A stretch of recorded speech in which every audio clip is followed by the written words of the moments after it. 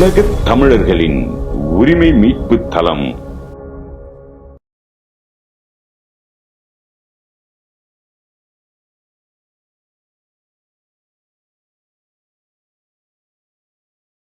தமிழ்நாட்டில் நம்ம தமிழ்னு சொன்னாலே நம்மளை அடிக்கிற காலமாக மாறிடுச்சு. காரணம், நம்ம திராவிடனை ஆரியனை தூக்கி பிடிச்சு நம்ம அடிமையாக வாழ்ந்து கொண்டிருக்கிறோம்.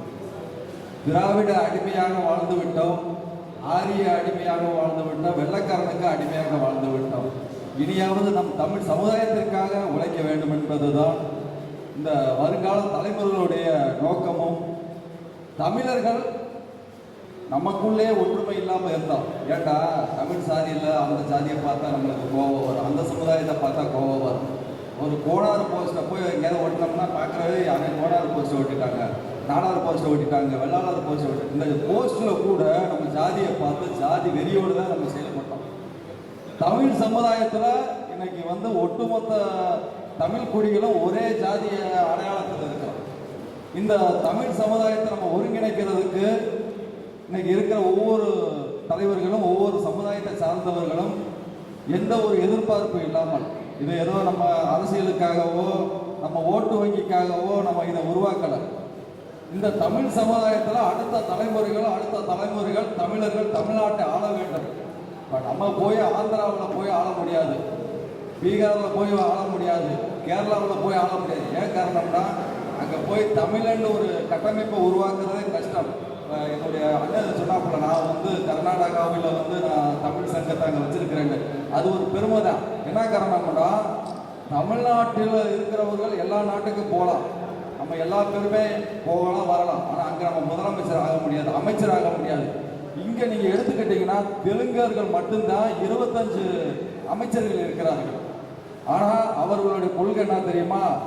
அரசு பணிகளில் ஃபுல்லாக வேலை போகிறேன்னு சொல்லிட்டு 30 லட்சம் 50 லட்சம் கொள்ளையடிக்கிறது, நம்மளுடைய சொத்துக்களை ஆட்டையா போகிறதுக்காகவே அமைச்சரை உருவாக்கி தான் இன்னைக்கு தமிழக முதலமைச்சர் ஸ்டாலின். இந்த திமுக பேரை என்ன பண்ணிருந்தா திமுகன்னு வைக்காம திருட்டு திராவிடம்னு வச்சிருந்துருக்கணும். ஏன்னா அதோடைய கொள்கை என்னன்னா திருடுறது தான். அடுத்தவனுடைய சொத்தை கொள்ளையடிக்கணும், அடுத்தவனுடைய வரலாறை கொள்ளையடிக்கணும், அடுத்தவனுடைய உரிமையை கொள்ளையடிக்கணும். அரசு அதிகாரிகள் என்னன்னா நேர்மையாக இருக்கணும்ன்றதான் எல்லா பேருடைய கனவு. படிக்கணும்னா இளைஞர்கள் என்ன பண்றாங்க? படிக்கிற இளைஞர்கள் நம்ம நல்லபடியா படிச்சு நம்ம தாய் தந்தைக்கு ஒரு குடும்பத்தை பார்க்கணுன்றக்காக நம்ம கல்விக்கு போறோம். படிச்சுட்டு என்ன பண்றோம்? படிச்சு நல்ல ஒரு மார்க் வாங்கினா கூட 5 லட்சம் 10 லட்சம் 50 லட்சம் கொடுத்தா தான் அரசு வேலை. அப்போ நம்மளுடைய போற பசங்க என்ன பண்ணுவாங்க? நேர்மையாக இருப்பாங்களா? நேர்மையாக 1% கூட இருக்க மாட்டாங்க. இன்னைக்கு நீங்க அரசு துறையில எடுத்துக்கிட்டீங்கன்னா 100% லஞ்ச ஊழல் இல்லாம எந்த அரசுமே இல்லை. தமிழக முதலமைச்சருக்கு நல்லவே தேவையில்லை. திருட்டு புயல்களை கொள்ளைக்காரன் கொள்ள மாதிரி முடிச்சு வைக்க மட்டும்தான் அரசு துறையவே பயன்படுத்த முடியும். நீங்க போய் நான் நல்லவர் வல்லவர்னு சொன்னீங்கன்னா முதலமைச்சர் ஏற்றுக்கிற மாட்டாரு. நம்ம பல கோடியை கொள்ளையடிக்கணும், அதுல பாதியை முதலமைச்சருக்கு பங்கு கொடுக்கணும். அப்படித்தான் இன்னைக்கு இந்த தமிழ்நாட்டை சீரழித்து கொண்டிருக்கிறார். ஆடம்பரமாக வாழணும்னா எப்படி வேண்டாலும் வாழலாம். ஆனா நம்மளை இந்த தமிழ் சமுதாயத்தை தமிழனை வச்சே கண்ணில் குத்துறது.